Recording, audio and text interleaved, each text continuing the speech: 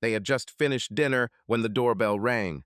Lori, a 12-year-old girl, jumped up to open the door before her father or brother could get up from the table, but soon returned to the dining room with a puzzled look on her face.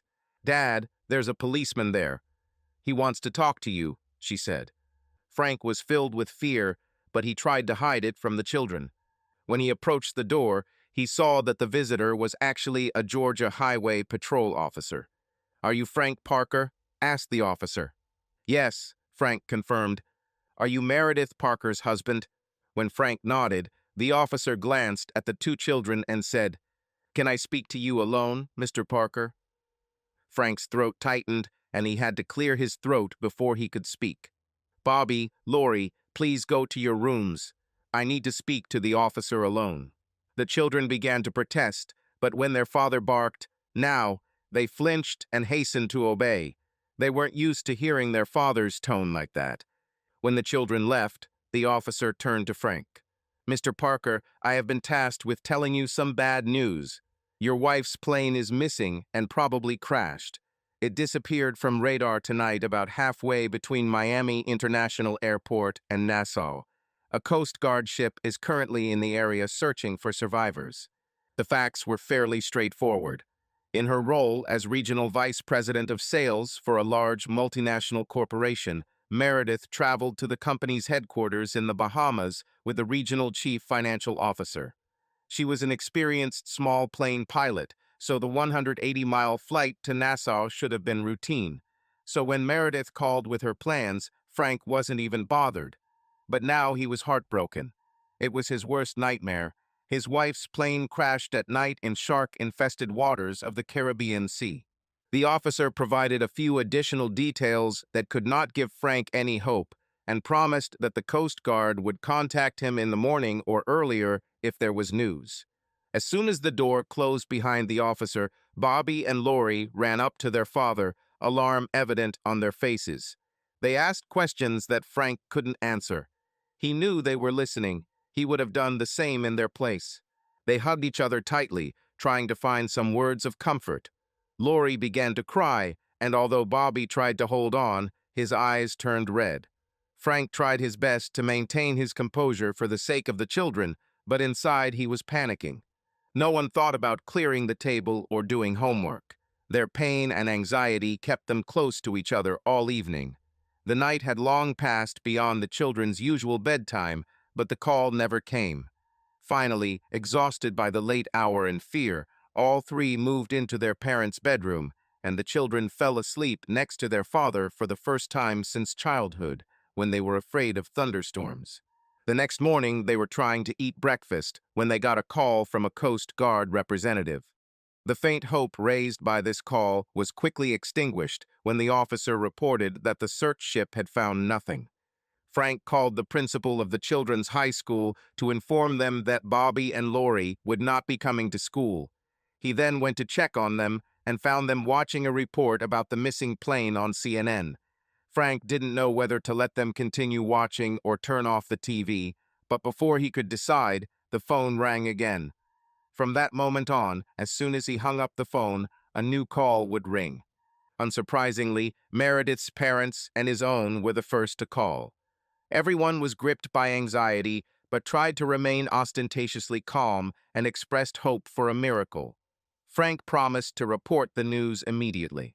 Then came calls from Meredith's friends and colleagues. Everyone wanted to show support or help in some way, but no one knew how to do it. Conversations were short and awkward. The most difficult calls were from journalists. Frank should have seen this coming, but the reporter's first call took him by surprise, and he spent much longer talking to him than he intended. Then representatives of other publications began calling, and when Frank realized what was happening, he began to ignore calls, answering only those from close people. Soon neighbors and friends began to arrive, each with their own condolences and food. At first Frank was grateful, since he didn't have the strength to cook, but soon there was more food than they could eat in a week. It was an old Southern tradition to show care through food, but for Frank, every casserole and every roast beef was a bitter reminder that his wife of 20 years was almost certainly dead. The next few days were terrible. The Parkers seemed to be imprisoned in their own home. They didn't want to see anyone and were hoping to get some news from the Coast Guard. And so, on the fifth day after the policemen showed up on their doorstep, the news they were so afraid of came. A Coast Guard officer called to tell Frank that the wreckage of his wife's plane had been found.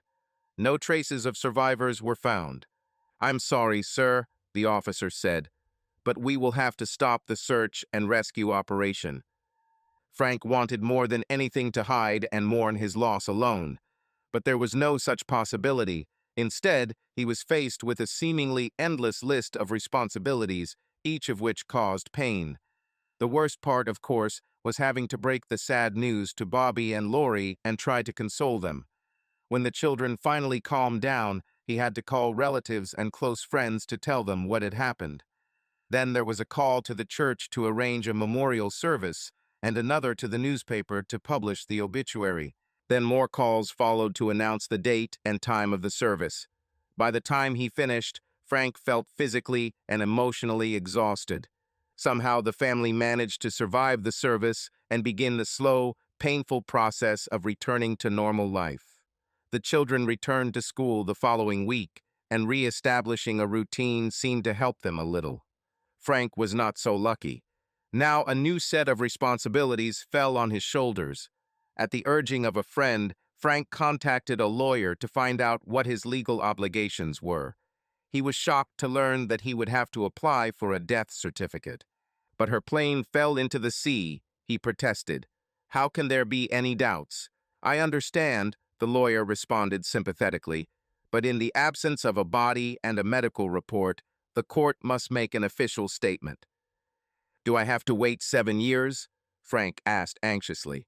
"No," the lawyer assured him. "In such cases, when a person disappears at sea, there are usually no significant delays." After the World Trade Center attack, death certificates were issued within just a few days, although some bodies were never identified. "You may have to answer a few questions, but usually these cases are resolved fairly quickly. I can prepare a petition for you," the lawyer continued. "I will also help you change all other documents." When Frank looked puzzled, the lawyer explained.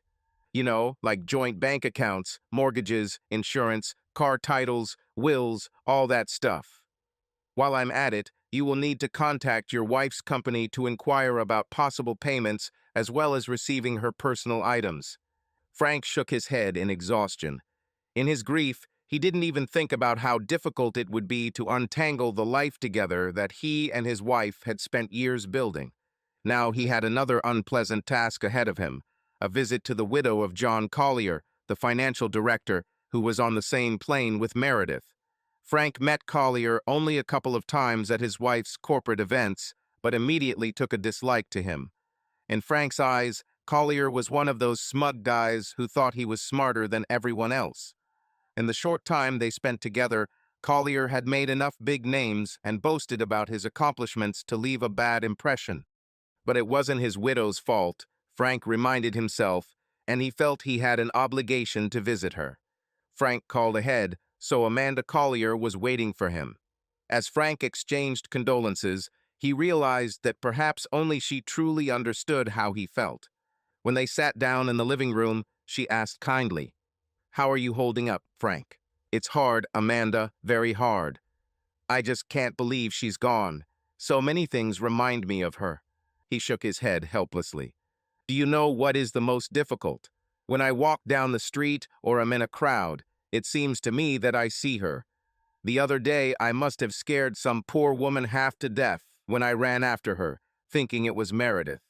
He lowered his head, remembering this moment and the surging emotions. Amanda looked at him with sympathy. She knew that words could not help here. Finally, he raised his head. "And you, Amanda, how are you coping?" "It's not easy, Frank, but I can handle it," she replied. "Honestly, I probably hold up better than you.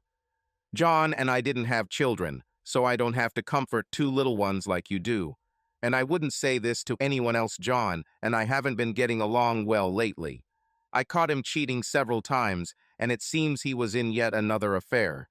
If it weren't for this tragedy, we would probably already be heading towards divorce." "I'm really sorry to hear that, Amanda." Frank said sincerely. I can only imagine the conflicting emotions you are experiencing. Yes, she agreed. One moment I feel relieved that I won't have to endure his infidelities anymore, and the next I feel guilty because I'm not so sad. But despite everything, part of me still misses him. Will everything be okay financially? Frank asked carefully. I'm not sure, she admitted. The good news is that the company had an insurance payout in case of John's death, and since he died in the line of duty, I will receive double the amount. The bad news is that I will need all this money because I learned that John made a series of bad investments in the futures market and greatly damaged our financial situation. Amanda's words about insurance got Frank thinking. He remembered the lawyer's advice and decided to immediately contact Meredith's benefits department. If Collier had that kind of insurance, Meredith probably did too. Frank ignored her and turned to his daughter. It's okay, honey. Nothing bad happened. The female agent suddenly dropped to one knee, reached into her purse, pulled out a handkerchief, and handed it to the girl. Here you go, honey, she said in a soft voice. Lori hesitated a little and then timidly took a handkerchief, wiped her eyes, and blew her nose. When Frank saw that his daughter had calmed down, he hugged her and spoke. These people need to talk to me about your mom, Lori. Why don't you start doing your homework? I'll be here in the living room if you need me. With these words, he gently pushed the 12-year-old girl towards her room. He then turned to the officers. If it doesn't take long, let's end this now. The three of them walked into the living room and sat around the coffee table. We just need to gather some information about your wife, Mr. Parker. The male agent began. How long were you married? We got married in 1990, right after we both graduated from the University of Georgia, Frank replied, remembering the beautiful brunette student he had once wooed. And before she disappeared, she worked for the International Marketing Corporation. That's right, Frank confirmed. She was vice president of sales for the southeastern region of the United States. If her region was the southeast, then why did she fly to the Bahamas? Asked the young woman. In the Inc., the southeast included Puerto Rico and the Caribbean islands, not just the United States.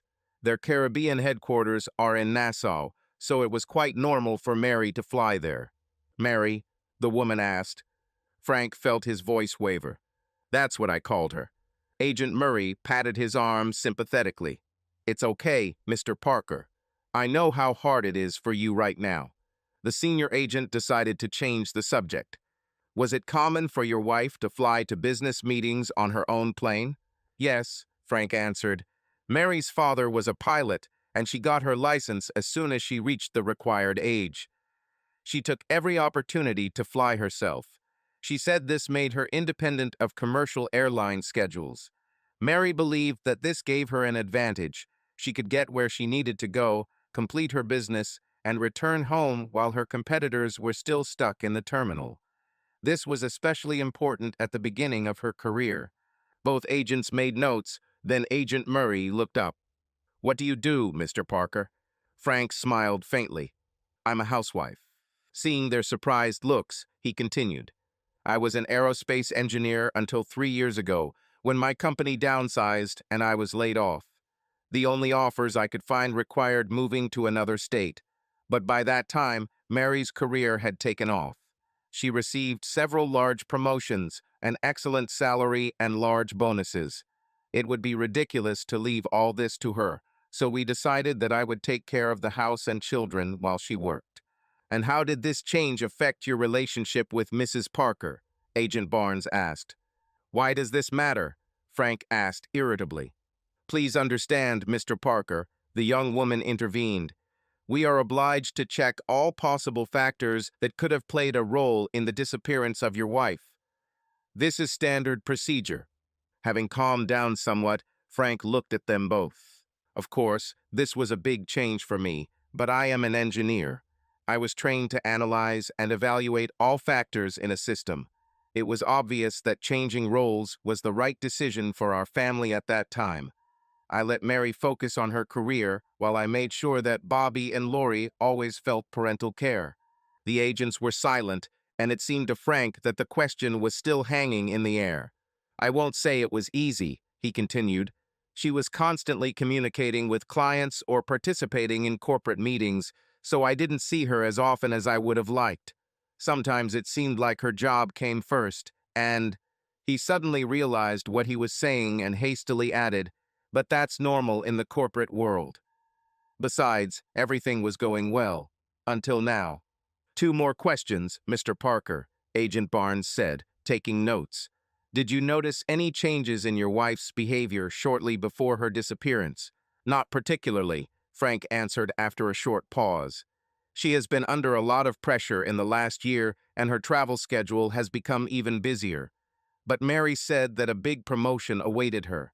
She promised that the new position would reduce the number of trips and the salary would increase significantly." "Last question," Agent Barnes said, making final notes. "Have you noticed any changes in your finances in recent months?" "No," Frank answered confidently. "I manage all our financial affairs, and I haven't noticed anything unusual." The young woman looked at her partner. "I think we've taken up enough of your time, Mr. Parker. We will try to bring this matter to a quick conclusion, and will let you know as soon as anything becomes clear. In any case, if you remember anything, please call me at this number." With these words, she handed him her business card, and both agents headed towards the door. Frank went to the children's rooms to make sure they were doing their homework. They both looked busy when he stopped by. "They are strong children," he thought. "They've been through hell and are holding their own no matter what." The next day, Frank drove to IMC headquarters to visit the benefits department.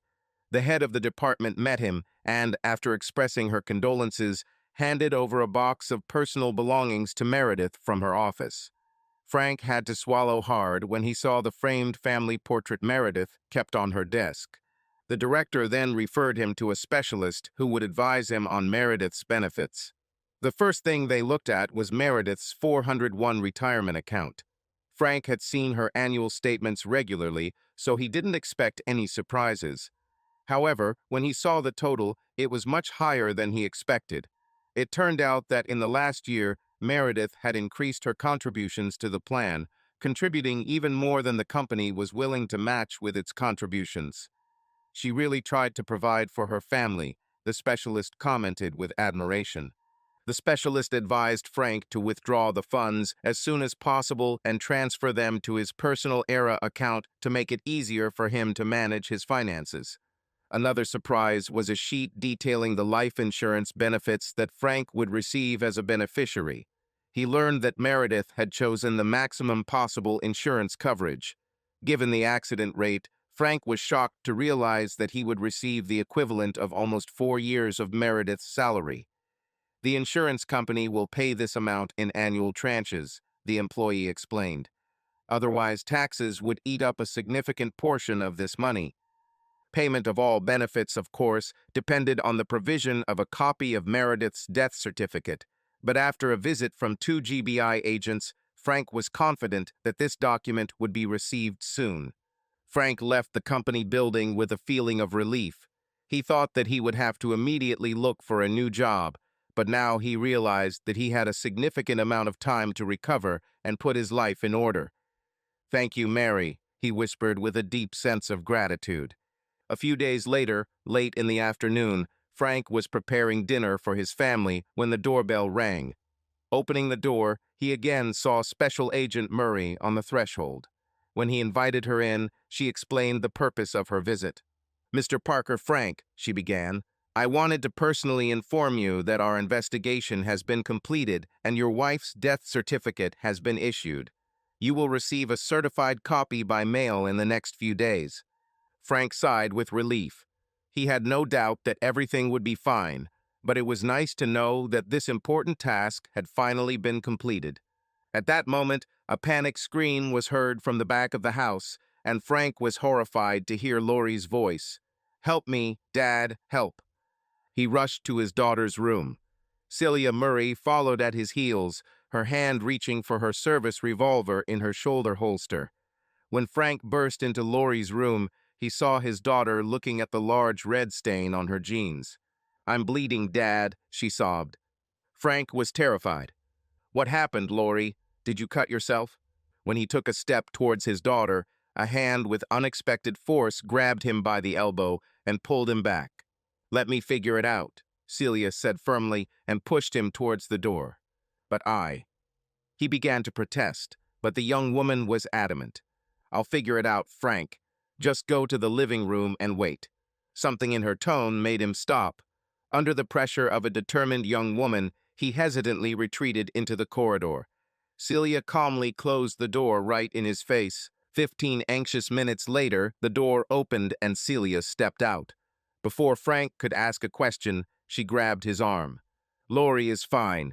You need to immediately go to the store and buy a pack of sanitary pads, the smallest size you will find." "But Lori, Bobby," he began to protest. "I'll take care of Lori and I'll explain to Bobby what's going on." "Your job is to buy what you need and get back as quickly as possible," she said. As Frank drove to the nearest store, it dawned on him and he began to scold himself. "She's getting her period, you idiot. You should have realized it right away."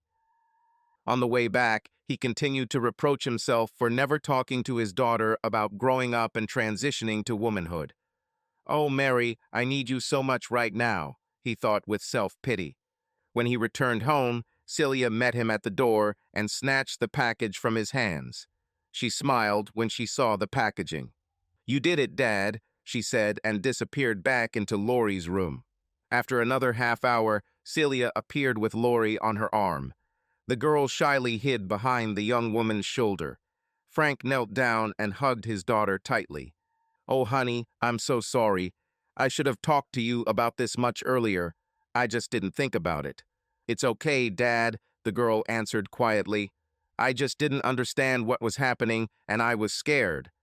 Celia explained everything to me. Now I know what to do."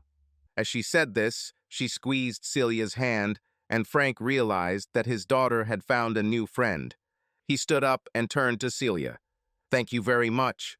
Good thing you were here. I think I panicked a little." He looked at his daughter. "I'm afraid I'm not very good with girls." Celia smiled, but before she could say anything, Bobby appeared around the corner. "So, because my stupid sister got her first period, we won't have dinner now. I'm starving." "Bobby," Lori squealed, but Frank managed to grab her before she rushed at her brother. "Bobby, if you talk to your sister like that again, I guarantee you'll go to bed hungry," Frank warned his son sternly. But so that his threat would not sound too harsh, he added, "Now go wash your hands and set the table." Then he turned to Celia. "We should at least offer you dinner as a token of gratitude for everything you have done. This is, of course, not hot cuisine, but there is enough food." The young woman was visibly embarrassed. "Thank you, but I can't intrude on your family dinner." Her protests were cut short, however, when Lori tugged at her arm. "Please, Celia, please stay and have dinner with us." Looking at her new little friend, Celia smiled and said, "Okay, Lori, just for you." Then, looking up at Frank, she smiled again. "Thank you. I would love to have dinner with your family." The four of them sat down at the table, and Celia soon found herself the target of the children's endless questions about her experience in law enforcement.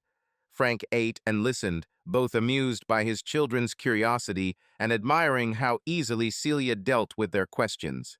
He suddenly realized that this was the first time that they both seemed to truly emerge from their cocoon of grief.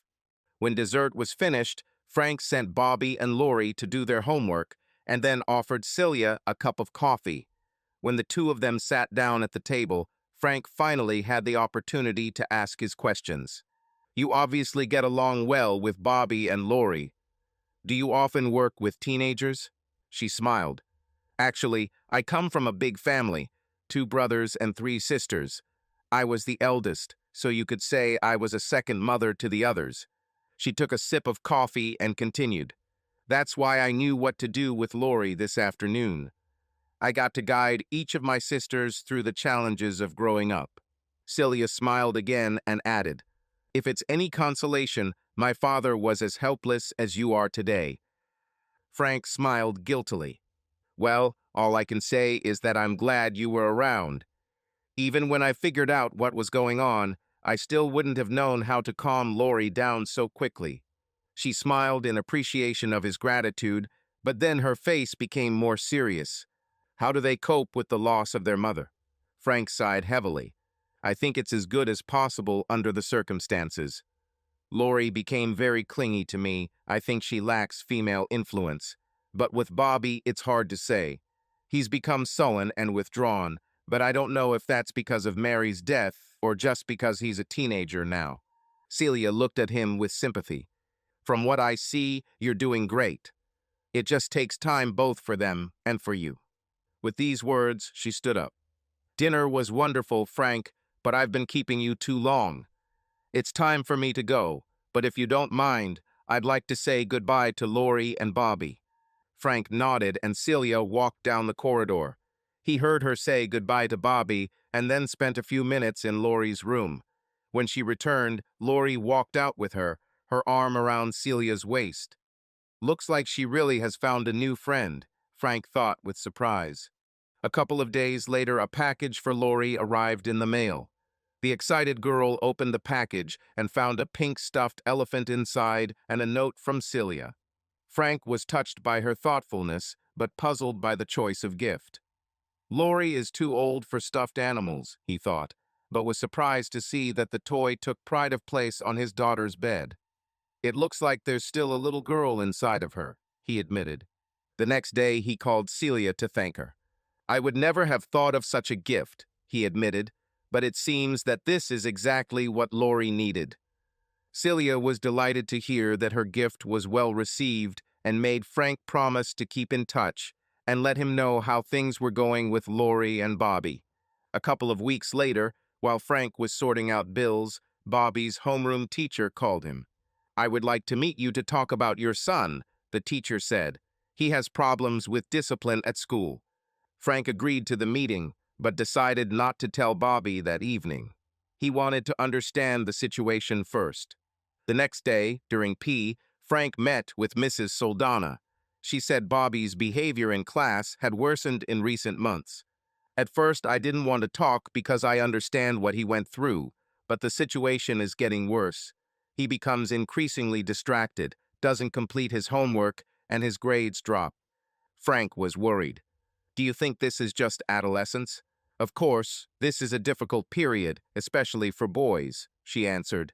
But I think his mother's death affected him more deeply than he lets on. Perhaps you should consider consulting a psychologist. Frank thanked the woman and returned to his car to wait anxiously until his children finished physical education lessons. He was upset to hear about Bobby's problems and was determined to have a long talk with the boy. When Frank brought Bobby and Lori home, he sent Lori to her room to start doing her homework and then led Bobby into the master bedroom. The boy's face darkened. He knew he was in trouble. Frank recounted his visit to Bobby's homeroom teacher and recounted some of the examples she gave him.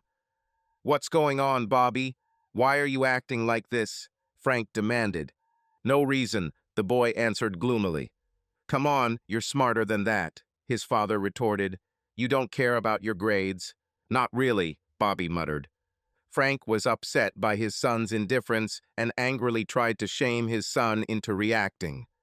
What would your mother think if she knew you screwed up? Who cares? Bobby shouted back angrily. She was such a girl of easy virtue. Shocked and angry, Frank grabbed his son and yelled at him. Don't ever talk about your mother like that. How can you say such a thing? In fear of his father's rage and the pain of his strong grip, the boy blurted out, I saw her. I saw her having sex with this man. As soon as those words left his mouth, he collapsed on the bed and began to sob. In amazement, Frank sat down on the bed next to his son, hugged him, and held him like a small child. It's okay, he repeated, trying to soothe the boy's obvious pain. When Bobby's crying subsided, Frank lifted his son's head. It's okay, Bobby. I'm not angry with you. Just tell me what you saw. The son looked at him with tears in his eyes. This was last fall. You let me ride my bike to school one day, but I forgot my math homework, so I sneaked home during lunch to come home and pick it up. While I was looking for him in my room, I heard my mother come in. I didn't want her to catch me, so I hid. That's when I heard a man's voice.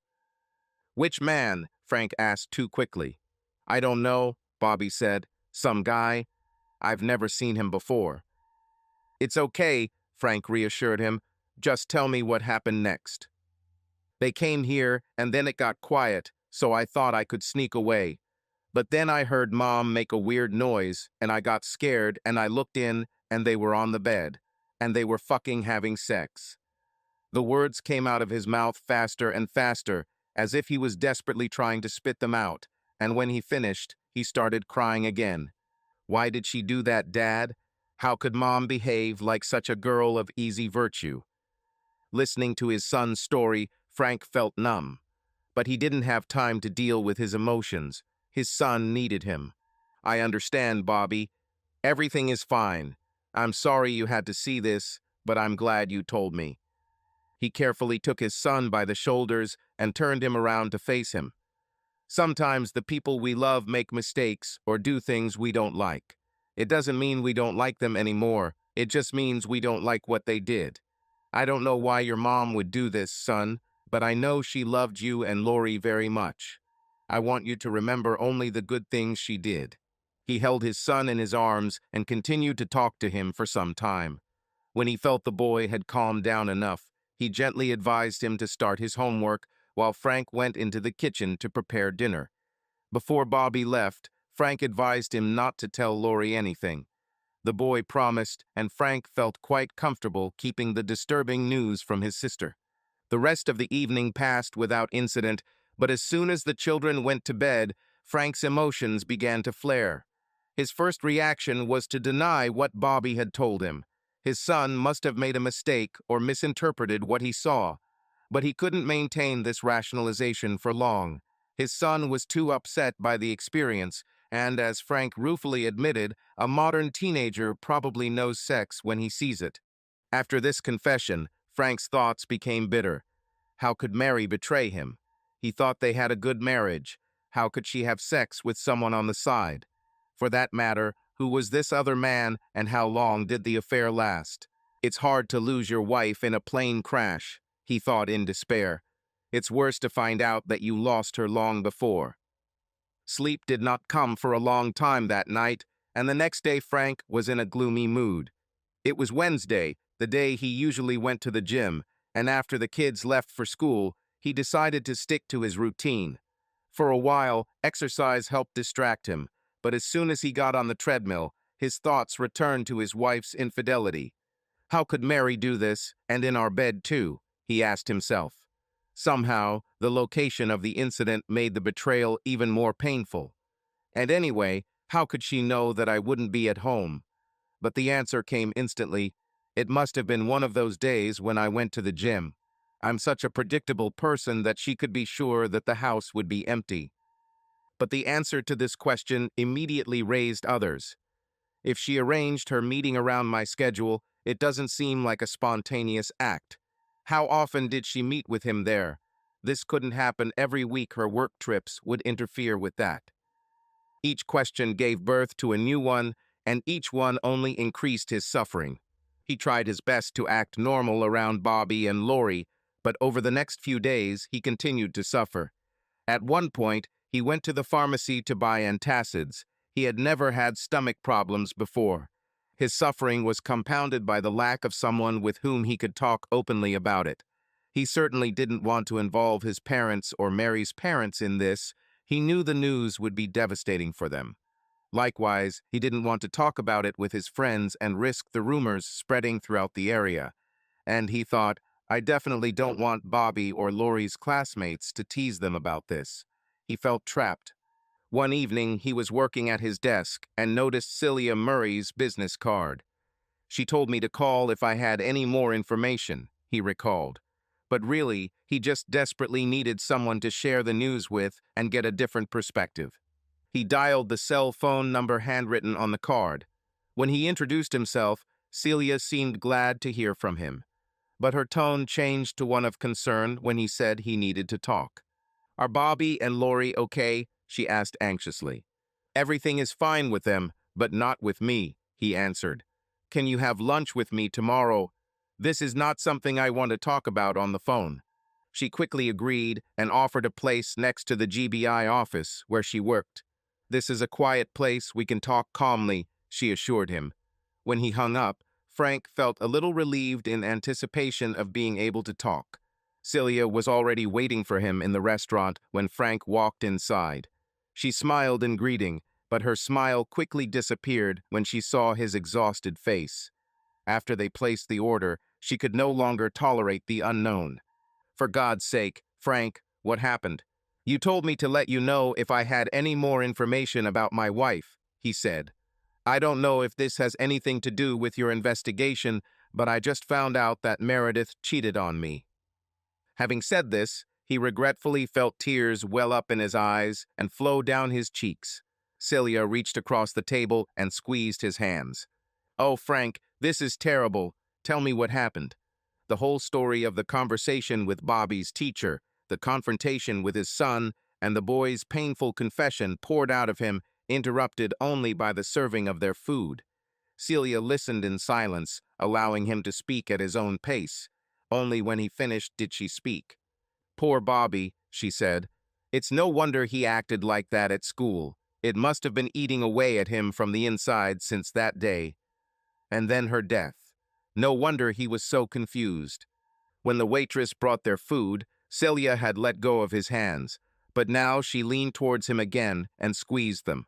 "I can't even imagine what you're going through, Frank," she said quietly, and he saw genuine sympathy in her eyes. "Were there any signs that something was wrong? Looking back now, do you notice any clues?" "No," he answered. "As they say, the husband is always the last to know." He stared at his untouched plate for a moment and then looked back at the woman. "Since she got the promotion, our intimate life has noticeably worsened. But given the pressure of work and her constant travel, I thought it was understandable. I didn't like it, but I endured it for the sake of my family. She kept saying that everything would get better when she moved on to the national level, but—" He trailed off. "Looks like it wasn't meant to be." Then his face distorted into a grimace of pain. "What kills me most is that I don't have answers.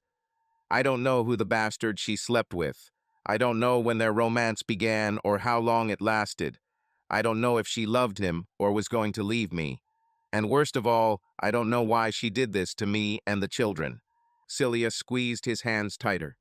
"Frank, please listen to me. The truth is that you will probably never get the answers to your questions. You'll have to let it go. With her death, none of that matters anymore. All you can do now is take care of your family and yourself."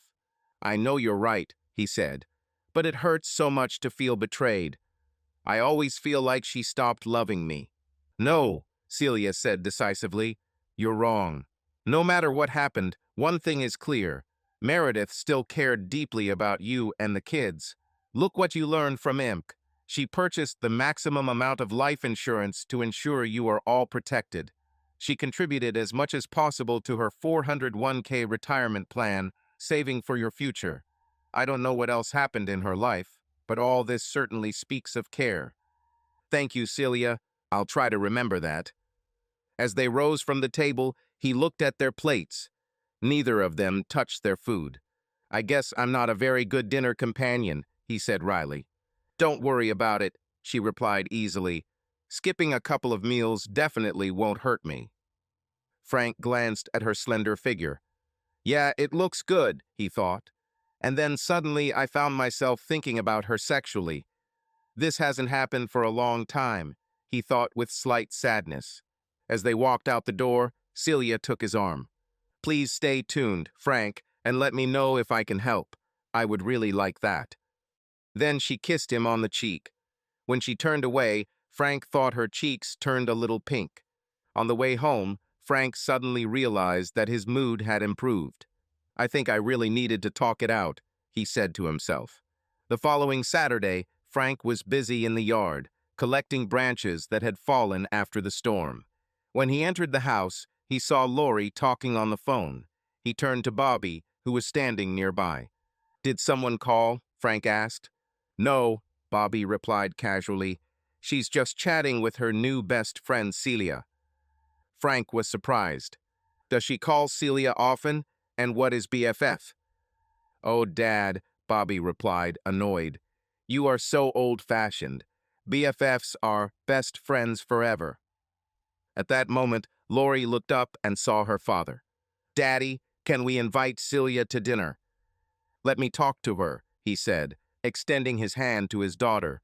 When she handed him the phone, he said, Hey, Celia, I think you heard everything. Would you like to have dinner with Lori today? Bobby and I will be there too. He heard her melodic laughter and quick agreement. Great, he said. Why don't you come by 6? Having finished the conversation, Frank turned to his daughter. Well, she will come. I hope you're happy. Oh yes, Daddy, Lori squealed. Well, in that case, you and Bobby need to clean this place up a little bit so she doesn't think we're living like pigs. Oh, Dad, is it necessary? Bobby groaned, but without waiting for an answer, he began to pick up the things scattered around the living room. He's still a teenager, Frank thought, but he seems to be getting better. Heading to the kitchen, Frank began to think about what dish to prepare. Definitely better than spaghetti and meatballs, he thought, remembering his first dinner with Celia. Finally, he settled on a fish dish, which he considered one of his signature dishes. He was confident in his skill, and the children liked it too, which was always a plus. To prepare it, you had to go to the store. After explaining to Bobby and Lori where he was going, he told them to stay home. He picked out a nice piece of salmon from the fish section and then decided to buy dessert from the bakery. It's worth grabbing a bottle of good wine, he thought, turning into the appropriate department. Having grabbed the wine, he also made a detour to the flower department and chose a bouquet for the table. On the way home, he thought about what he was doing. I'm really going all out for this dinner, he was surprised. Finally, he decided that he simply owed Celia a good dinner. I ended up ruining her lunch, he said to himself. Celia rang the doorbell at 6 o'clock sharp, and before Frank could even arrive, Lori had already let her in. To Frank's surprise, even Bobby graced them with his presence and even started a polite conversation. Frank felt a little awkward and clumsy, but if Celia noticed it, she didn't show it. She chatted happily with Lori and willingly went into the room with her to see something the girl wanted to show her. When they returned, dinner was almost ready. The dinner was a great success. Celia was impressed by his cooking skills and felt at ease in the company of his children, who cheerfully answered her questions.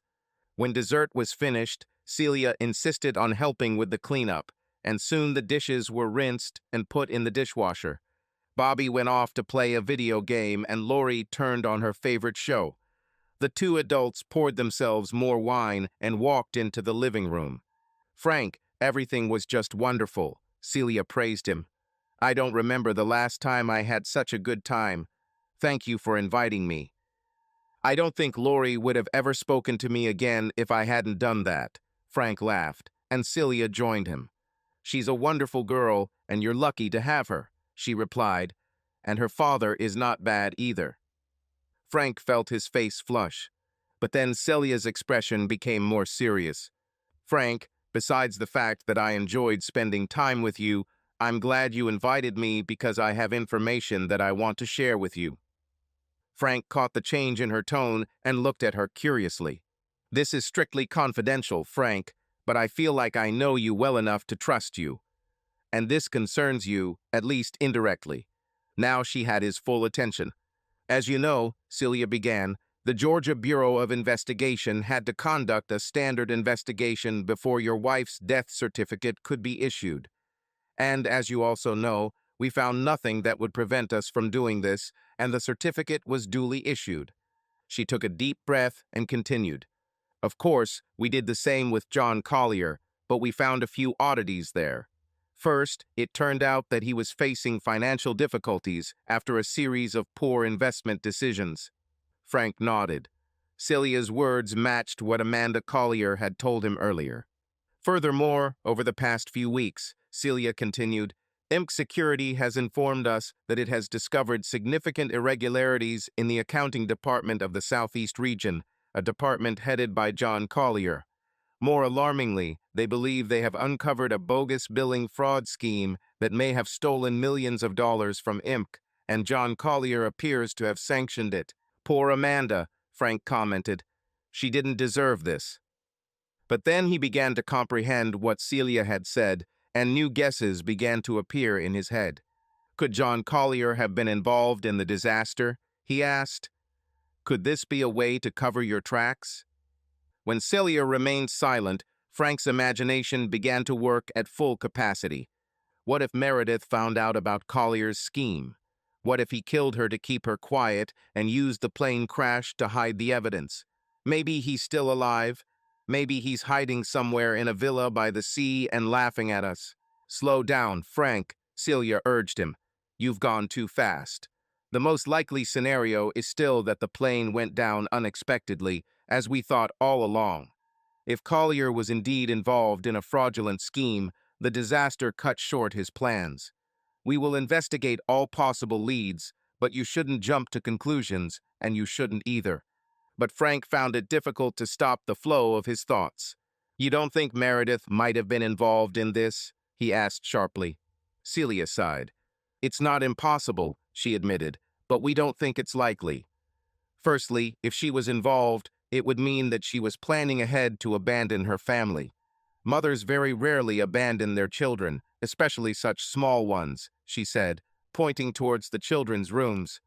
Unlike Collier, who had no children, his wife said their marriage was on the verge of divorce at the time of his disappearance.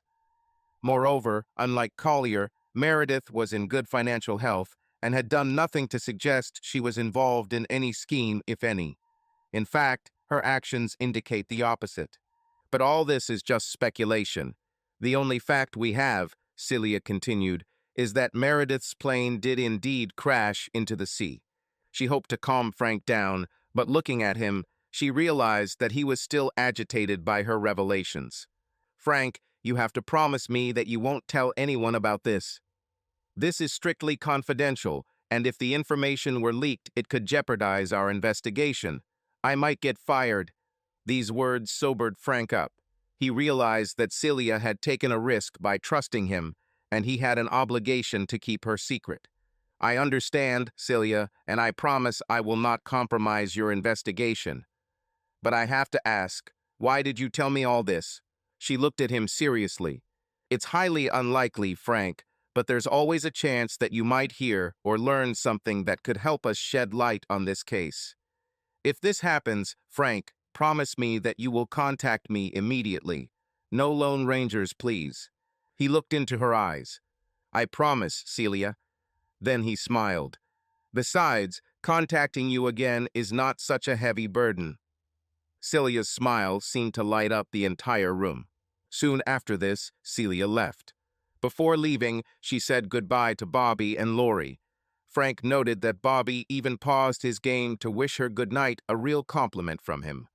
Lori walked her friend to the door again, making her promise to call. But this time, after Lori's hug, Celia leaned over and kissed Frank on the cheek. When she left, Lori looked up at her father and said, You like her, Dad? Frank smiled at his daughter and hugged her. Well, I like her too. Later, as the house fell silent, Frank lay in bed, thinking about Celia's words and all the possible scenarios. Oh, Mary, he thought, what have you gotten yourself into? Finally, he fell into a restless sleep. A week has passed. Frank was browsing news about his favorite sports teams on his computer when he noticed the Facebook icon next to his Falcons bookmark. On some whim, he clicked on it. Frank was not a fan of Facebook. To be honest, he rarely visited this site. The only reason he created the account was to look after his children. Both Bobby and Lori loved social media and used it as another way to keep in touch with their friends. Frank initially didn't mind, but after reading a couple of scary articles about some of the pitfalls, he started his own account and insisted that Bobby and Lori add him as friends. He also demanded that they give him the passwords to their pages. This is how he reasoned. I will be able to see all the messages or photos they post and what their friends send them. More importantly, they will know that I can keep an eye on them, and this will hopefully make them more careful. When he logged into his account, most of what he saw was of little interest to him, but he noticed a friend request from someone he'd never heard of, Tom Tomason. The name seemed unfamiliar, and there was no photograph on the page, only a silhouette. When Frank clicked on the name, the stranger's page sparsely informed him that personal information was only available to friends. "Hey, Bobby," he shouted. "Do we know some Tom Tomason?" His son walked into the room and saw his father looking at Facebook. "Oh, this guy. Just ignore him, Dad. He's been pestering me with friend requests for weeks now. I just deleted them." At that moment, Lori entered the room. "Yes, he's trying to be my friend too. Just some Facebook guy." This was enough to attract Frank's attention. Some stranger wanted to not only contact him, but also his children. Frank knew that the internet was full of scammers and sometimes even more dangerous predators. He was worried, but didn't want to scare the children, so he simply said, "You both did absolutely the right thing," he assured them. "Never respond to people you don't know personally on the internet." Looking for a way to protect his family, he suddenly came up with, "I wonder if Celia could help us find out who this Tom Mason is." He called her at home, and apparently she saw his name on the caller ID because she answered warmly. "Hello, Frank." "Hello, Celia. Glad I found you. Any chance you can stop by? A strange situation has arisen, and I would like to discuss it with you if you have time." "Is this something serious? Are Bobby and Lori okay?" As he assured her that the children were fine, Frank couldn't help but notice that she seemed to care about his children as much as he did. It warmed his heart. She said that she was in the garden, but could come in 45 minutes. To Frank's surprise, exactly after the promised time, her car stopped at the side of the road. With Mary, he remembered, it would have been a miracle if she had been less than an hour late, trying to perfect her appearance. But here is Celia, on time, clearly freshly showered, in casual but elegant clothes, with neatly combed hair and light makeup. It was obvious that she had made a special effort despite the limited time. "You look beautiful, Celia. You shouldn't have dressed up like that for us," he said. She squeezed his hand. "Thank you, Frank. I wanted to." Once in the house, Frank called the children. As they noisily entered the living room, he asked them to tell Celia about the strange Facebook friend. As the family's official expert, Bobby enthusiastically showed off his skills by quickly logging into all three's accounts and showing requests from the mysterious Tom Tomason. After praising Bobby for his skill, Celia sat down at the computer and looked through all the unread and archived messages, but could not find any additional information. Finally, she looked up at the children. "The most likely explanation is some kind of publicity stunt. If you accepted the request, you would most likely start receiving all sorts of promotional messages or offers about mythical gold from Nigeria. There are a lot of bad people on the internet, and you should never share personal information with random strangers." Agreed? The children nodded gravely, and Frank thought that hearing Celia say this probably had a greater effect on them than hearing him say the same thing. It was already dark outside, and Frank realized that the children would soon get hungry. "Celia, we'll probably go somewhere for dinner. It'll be something simple, a family restaurant, but we'd love for you to join us." As expected, Lori and even Bobby immediately began to persuade her to come with them. She laughed and gave in. The four of them got into Frank's sedan and went to an inconspicuous cafe not far from the house. Along the way, Celia asked the children about what she had seen on their Facebook pages, and soon Lori and Bobby were talking excitedly about their friends and activities. Listening to the conversation, Frank was surprised. Celia probably already knows more about Lori and Bobby's lives than Mary ever did. He recalled that in the rare moments they had dinner together before her death, Mary mostly talked about her work. He was ashamed of such thoughts, but he knew that it was true. When they returned home, the children sat in front of the TV and called Celia to join, but she refused. "I need to talk to your dad." She took him by the hand and led him into the living room. When they sat down, her face became serious. "I didn't want to scare Bobby and Lori, but I don't think these requests are a publicity stunt. The Bureau has received warnings about some identity theft schemes, but they do not typically target children. It looks like someone is deliberately trying to get information about your family. The thought of his children being threatened chilled Frank to the bone. Who could it be? What do they want? I don't know, Frank, she answered. This is unlike any internet scam I am aware of. What should we do? Close their Facebook accounts. Completely ban them from the internet. She thought about it. I don't think this is necessary as long as they are careful and don't talk to strangers. And if they receive meaningless emails with attached links, they should never click on them. She thought again and then spoke. The problem with the internet is that it is too amorphous. It is impossible to understand who you are dealing with and where he is. But it's not as opaque as most people think. I have a friend in the federal government who might be able to help us. It's unlikely he'll find out who Tom Mason is, but he might be able to tell where he lives. Let me make one call on Monday, and I'll let you know what I find out. With these words, she got up and went into the office to say goodnight to the two children. When she returned, Frank walked her to the door, but before opening it, he hugged her. You have become a real guardian angel for us, he said sincerely. I don't know what we would do without you. She looked into his eyes for a moment and then quickly kissed him on the lips. I'm not sure I want to be an angel, she said with a mischievous smile. They don't have much fun. Then she turned around and quickly walked to her car, leaving Frank standing thoughtfully. True to her word, Celia called Frank late Monday morning. Do you know anyone in Palm Beach, Florida? She asked. Not a single living soul, Frank answered.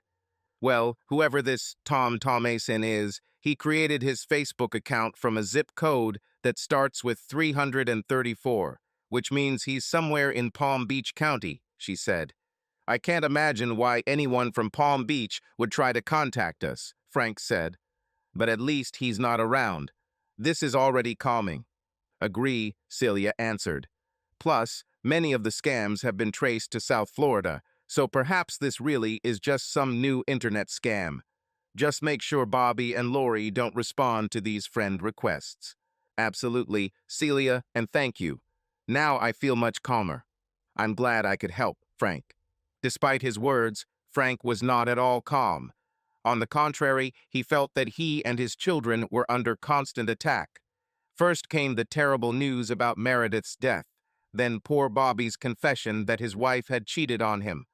Then there were rumors that Mary might have been involved in some dubious affairs before her death. And now some unknown person is trying to get information about his children.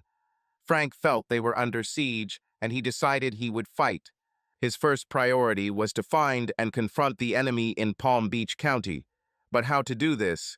A quick internet search showed the county's population to be 1.3 million. Looking for Tom Mason would be like looking for a needle in a haystack. Besides, Frank thought, the name was most likely fictitious. Frank's orderly mind continued to process the problem, and then it dawned on him.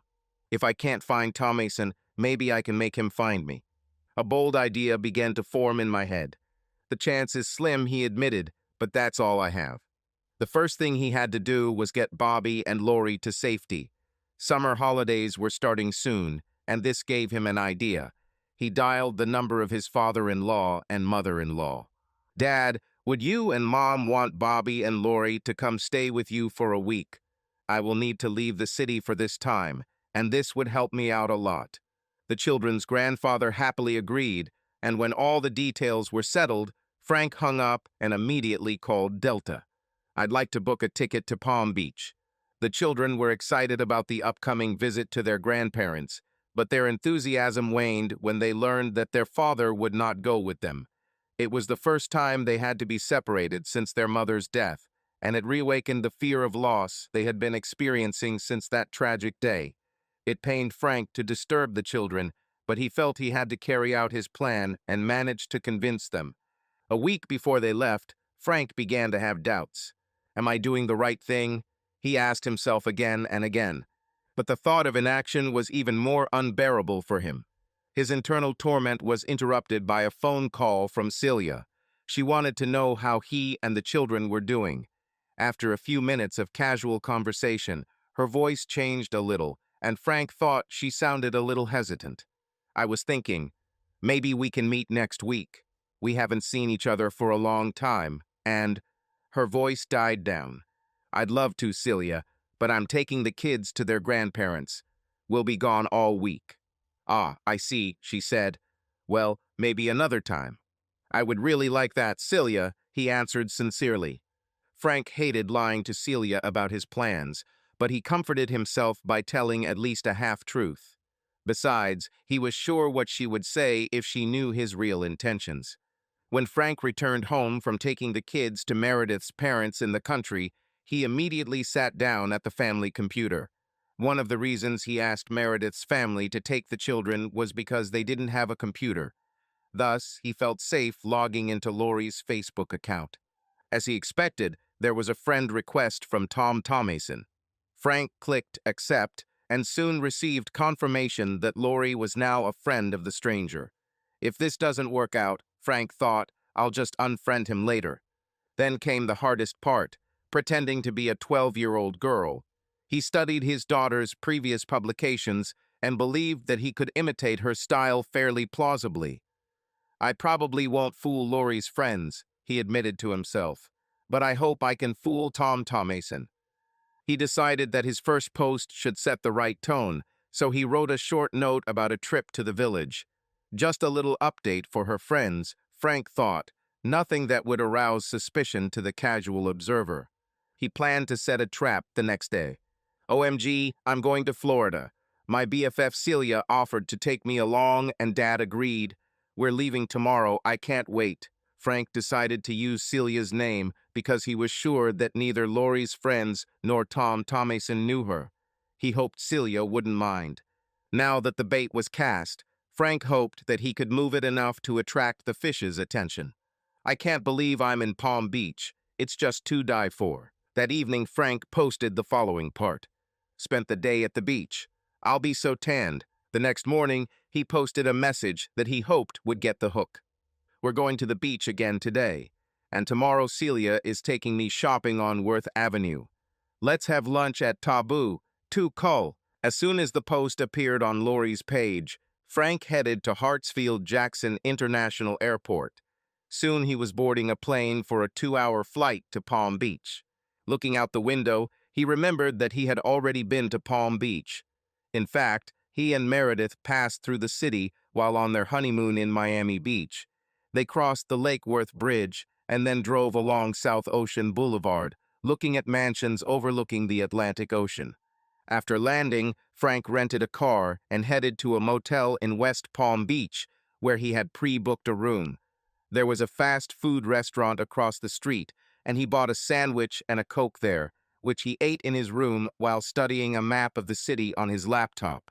He hoped he was doing the right thing. After breakfast, he checked Lori's Facebook page, but found only a few envious comments from her classmates. He didn't really count on a response from Thomason, but he still hoped to see some sign that his fishing might be successful. Around 10 a.m., he got into his car and drove east on the Royal Park Bridge, then turned south, and then east again onto Worth Avenue. He wanted to get into position early and park the car so that he could quickly get to it if necessary. After making a few circles around the block where the restaurant was located, he began to doubt his plan, but suddenly someone pulled out of a parking space right in front of him, and Frank took the vacant spot. Having paid for parking, he walked along the street along the restaurant. Noticing a bench in the shadows, he sat down with relief.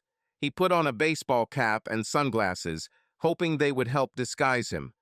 Then he took out a copy of the Palm Beach Post and pretended to read, carefully looking around the street. As he sat there, he slowly began to realize how shaky his plan was. He had no confidence that the mysterious Tom Thomason had even seen the fake posts on Lori's page, much less that he would come here. What made it even worse was that Frank had no idea who he was looking for. Unless Mr. Thomason turned out to be John Collier, which Frank admitted was highly unlikely, how would he be able to identify the threat? All he could hope to do was spot someone acting suspiciously, whatever that meant, and try to talk to them. Crowds of people scurried along the street, and Frank did not take his eyes off the passers-by. The restaurant began to fill up and his stomach began to growl. He cursed himself for not bringing a sandwich with him, but he couldn't leave his post.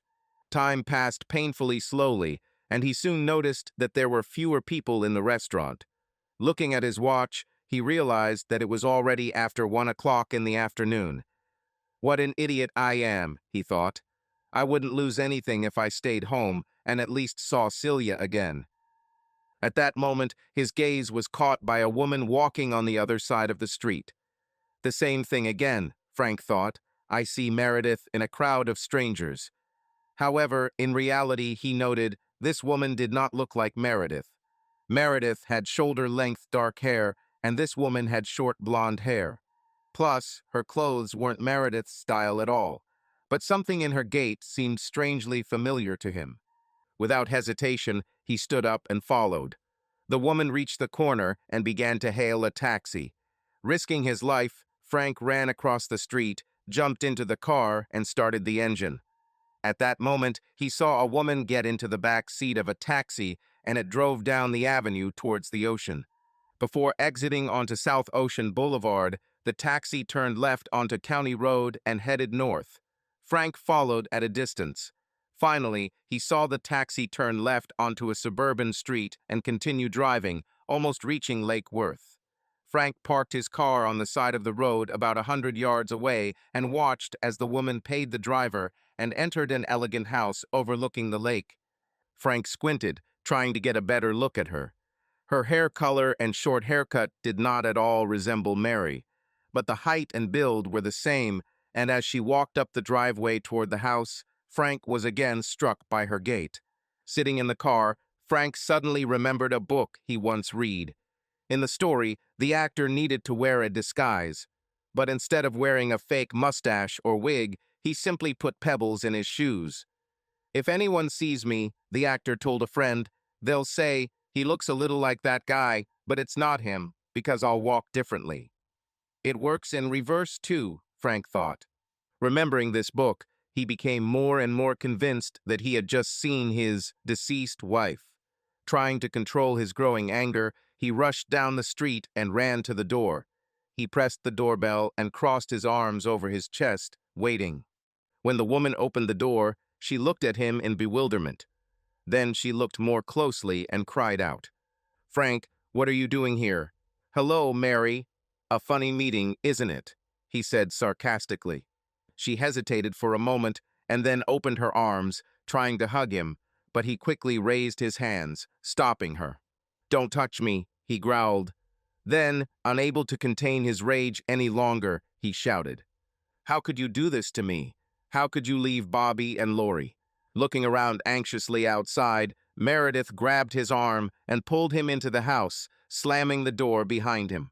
"I did this for you, honey, for you and the children," she said excitedly. "You have to believe me, it was the only way." As she spoke, her gaze darted around restlessly. "What the hell are you talking about?" Frank interrupted her sharply. "None of this makes sense." "Sit down, honey," she begged. "You must listen to me." She was still talking loudly and rubbing her hands nervously, sitting down and gesturing for him to do the same. An icy calm washed over Frank as he sat down. "Okay, Mary, I'm listening." "I was so close, honey. I already had the big job I dreamed of in my pocket, but then the economy began to collapse. I knew that if I could keep the region's performance afloat a little longer, the economy would recover and the promotion would be mine." She smiled pleadingly and raised her hands, palms up, towards her husband. "And Frank, if I got this job, we would be fine. No problems paying for college for the kids, no problems with a pension, no problems at all." Frank could hardly contain himself. Was it all about money and Mary's career ambitions? Meredith's hands fell into her lap. "And then John and I." "John Collier," Frank said grimly. "Yes," she continued, not noticing his tone. "You know him. So, he and I came up with a way to get some sales up front through our biggest clients. We knew that they would take place anyway, we just issued them earlier in the current quarter. All other regions reported a decline in sales, but we had an increase. The corporation was simply amazed. We received the biggest bonuses in the entire history of the company, she said proudly. Then her smile faded like a napkin falling to the floor. But the economy was getting worse, and when John told me the truth would come out, I knew we had to act.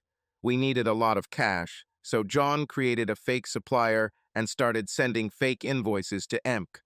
There is such confusion and wastefulness there that no one noticed anything. So you decided to fake your death in a plane crash to cover your tracks? Frank asked. That's right, honey, she said, as if he were her best student. With enough money, it's not hard to convince someone to leave a GPS-equipped Zodiac boat in the Caribbean Sea. We just went to the signal and splashed down right next to it. So, all this was in order to steal money and abandon your family? Frank asked bitterly. No, honey, no, she objected. You don't understand. I was going to get back to you. When everything calms down, I want to contact you. We could go somewhere safe. We could be together. As she spoke, her eyes continued to dart around the room. Frank looked at her with a stony gaze. There is something you forgot to mention, he said in an even voice. About what, honey? She asked. You forgot to mention how you had sex with John Collier, he said. She was scared at first, but then she stood up and extended her hands to him. No, dear, it wasn't like that. John and I just worked together. There was never anything between us other than a working relationship. Don't lie to me, Meredith, Frank snapped. Bobby saw you two in our bedroom. She gasped. Oh my God, Bobby saw us. It's horrible. A sob choked her throat, but she quickly pulled herself together and stood up straight again. It was just one time, honey. He said he wouldn't help me unless I gave myself to him. But it only happened once, I swear. Frank stood up. Ignoring her, he looked around. Come out, John, he said loudly. I know you're here somewhere. Meredith continued to wail. No, honey, just me. This only happened once. But before she could say anything else, John Collier came out of the bedroom. He was wearing a robe and his hands were in his pockets. Stop it, Mary. He knows everything, Collier hissed. Although Frank knew he and Meredith were living together, hearing this man call his wife by her pet nickname was especially painful. Meredith started crying. He probably found us through Facebook, Collier hissed at her. I warned you, but you just had to check on your offspring. Then his voice became cold and hard. But it doesn't matter now. We need to get out of here. He turned to Frank and pulled an automatic pistol from his robe pocket, pointing it in the man's direction. As for you, smart guy, you are the only one who knows that we are still alive. No, John, don't, Meredith screamed, but Collier didn't listen to her. It looks like your children will have to lose both Dad and Mom, he said with a grin, raising the gun. I wouldn't do this if I were you, a voice came from the hallway. All three turned around and stared in amazement at the figure of Celia Murray, who was holding a Smith & Wesson pistol pointed at Collier. Before Collier could react, a second voice spoke from behind him. Drop your weapon, Collier. It's over. Special Agent Harold Barnes emerged from the kitchen, gun drawn. The former accountant glared at both agents, but then his shoulders slumped and he let the gun fall to the carpet. Slowly raising his hands, he froze obediently. Barnes continued to hold him at gunpoint as Celia deftly twisted his arm behind his back and handcuffed him. She then did the same to Meredith. While both were on the floor, Barnes pulled out his cell phone and called Palm Beach Police. The second call was to the local FBI office. Soon the house was filled with uniforms and plainclothes agents. Frank stood to the side, still dazed from his experience. When the fugitives were taken away, Frank looked after them carefully. Collier muttered something under his breath. Meredith was crying. Neither of them glanced in his direction. When they were out of sight, Celia walked up to Barnes, hugged him, and kissed him on the cheek. Thank you for coming with me, partner. I'm your debtor. The senior agent smiled. No, you don't owe me anything. Solving this case will be a good addition to our files. After Barnes left, Celia finally looked at Frank. To his surprise, she came up to him, hugged his neck, and burst into tears. You big idiot, don't ever do that again. You could have died. He hugged her tightly until she stopped crying. Then he pulled her away a little to look her in the face. "What are you doing here? How did you find me?" She smiled through her tears. "Lori called me to chat. When she said that you weren't at their grandparents' house, I suspected that you were going to do something stupid, and I started checking the information. When I saw her Facebook posts, I called the airline and found out that you booked a flight to Palm Beach. I convinced Harold to come with me, and we've been watching you since the morning." She shook her head. "We almost lost you when you took off after that taxi, but Harold guessed where you turned, and he was right." Frank hugged her even tighter. "It looks like you really are my guardian angel," he said and kissed her. 2 years later, Frank pulled his coat collar higher. The damp wind from Puget Sound was cold and biting. Still, Frank thought, it's good to be here. The past 2 years have been difficult. The shock of seeing his wife alive was nothing compared to what Bobby and Lori experienced. The trial, verdict, and media hype made the situation even more unbearable. Divorce has become a mere formality. Meredith was to spend the next 12 years in a Rendale prison. Frank sold their house in Atlanta and moved to Seattle, taking a job with a large aerospace company. The children had already settled into their new school, and he and Celia had begun a new chapter in their lives. He returned to the house and took the car keys. "Come on, Angel, let's pick up our children," he said. Celia smiled happily at him. "Subscribe to our channel so that your love does not cheat on you, and go ahead and listen to the next story, because this story is nothing compared to the next one. If you are under 18 years old, do not even think about moving on to the next one. On to the next one. On to the next one. On to the next one.